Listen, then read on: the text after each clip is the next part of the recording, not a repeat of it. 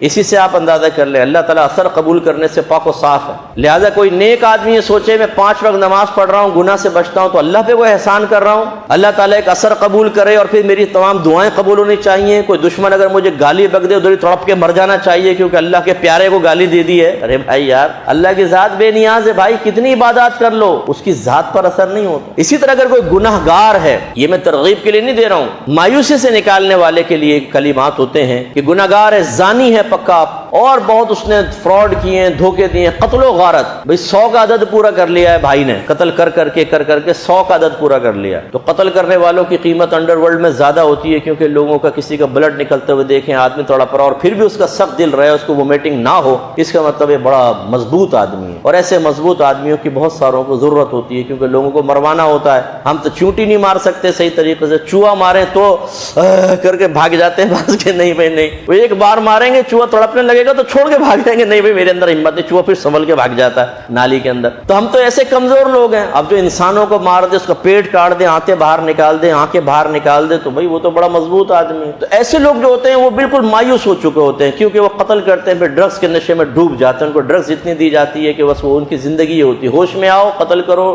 دوبارہ نشے میں چلے جاؤ، عالم ہوش میں شاید ضمیر زندہ ہو جائے اور مقتولوں کی شکلیں سامنے آ جائیں، ملامت ہو. خیر یہاں نہیں تو آخرت میں تو خیر ہے ہی انجام. لیکن ایسے لوگ بہت زیادہ مایوس ہوتے ہیں اور وہ کہتے ہیں کہ ہمارے لیے کچھ نہیں ہو سکتا، میں نے اتنے لوگوں کو قتل کیا ہے، سب کچھ نہیں. لیکن میرے آقا صلی اللہ علیہ وسلم نے بنی اسرائیل کے ایک شخص کے بارے میں بتایا کہ اس نے 97 مرڈر کیے، 97 قتل کیے. پھر ایک جاہل کے پاس پہنچا اور کہا کہ میں نے 97 سب کے سب ناحق قتل کیے، خواہ مخواہ قتل کیے، تو میری مغفرت ہو سکتی ہے کہ نہیں، میری توبہ اللہ کی بارگاہ میں قبول ہو سکتی ہے کہ نہیں. جاہل نے کہا 97 قتل تو نہیں بچے گا. اس نے کہا نہیں بچوں گا تو کیوں بچ رہا ہے، تم بھی آ جاؤ. حدیث میں نہیں ہے، میں اپنے الفاظ میں بیان کر رہا ہوں. اسے بھی مار دی، غصے میں آیا. پھر 98، پھر 99، پھر 100 قتل. اسی طرح جاہلوں کے مشوروں پر غصے میں آ کے 100 قتل کر دی. پھر ایک عالم کے پاس پہنچا. آپ لوگ عالم کو وقت نہیں دیتے نا، اسی لیے آپ کے موبائل کی کانٹیکٹ لسٹ میں کسی عالم کا نام نہیں ہوگا. کسی صاحب علم کا نام رکھنا آپ اپنی توہین سمجھتے ہیں شاید، یا یہ سمجھتے ہیں کہ بیکار لوگوں کے نام یہاں رکھنے کا فائدہ کیا، بیکار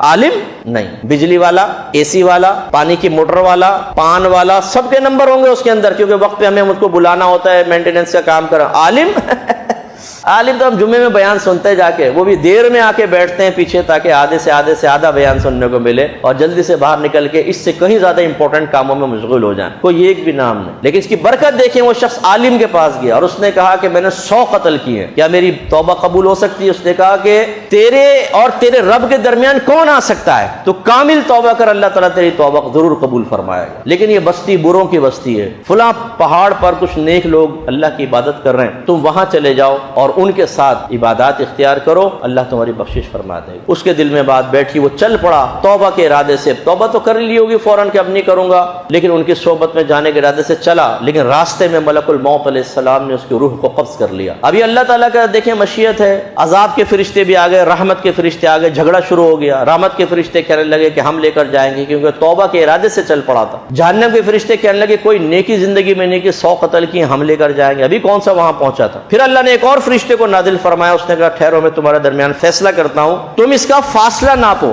اگر یہ بروں کی بستی سے قریب ہے تو جہنم میں جائے گا، نیکوں کی بستی سے قریب ہے تو جنت میں جائے گا. ایک روایت میں ہے جب ناپا گیا تو وہ بروں کی بستی سے ایک بالشت قریب تھا، لیکن اللہ نے حکم دیا زمین کو کہ سمٹ جا. زمین سمٹ گئی اور وہ ایک بالشت نیکوں سے قریب ہو گیا اور اللہ تعالیٰ نے اس کی بخشش و مغفرت فرما دی. لیکن یہ کس کے لیے ہے؟ جو مایوس ہوتا ہے اس کے لیے کہ بھئی مایوس نہ ہو، آؤ اپنے رب کی طرف. آپ کے گناہوں نے اللہ کا کچھ نہیں بگاڑا. اللہ تعالیٰ کوئی انسان نہیں ہے کہ اگر آپ ماں سے 4 5 6 دفعہ بدتمیزی کر لیں، باپ سے کر لیں تو وہ ہمیشہ کی زندگی بھر ناراض ہو جائے اور وصیت کر دیتا ہے اس کا کمبخت کو میرے جنازے میں نہیں آنے دینا. دیکھا ہے آپ نے، ماں باپ ناراض ہو جاتے. لیکن اللہ تعالیٰ ایسا نہیں ہے، وہ اس کی بے نیازی ہے، وہ شان بے نیازی کا حامل ہے، وہ اثرات قبول نہیں کرتا. آپ ہزارہ گناہ کر کے بھی اللہ کی بارگاہ میں کامل توبہ کریں گے، اللہ تعالیٰ بخشش فرما دے. لیکن اس کا مطلب یہ نہیں ہے کہ ہم یوں روش اختیار کریں کہ توبہ کر کے پھر گناہ کریں، توبہ کر کے پھر اور سوچیں اللہ تو بخش دے گا. میرے آقا صلی اللہ علیہ وسلم نے فرمایا جو توبہ کے ساتھ ساتھ گناہ نہ چھوڑے وہ اپنے رب سے مذاق کرنے والا ہے. یہ بھی بری چیز ہے. تو اس لیے بہرحال یہ آپ کو سمجھایا کہ اللہ کی بے نیازی بہت بڑی ہے.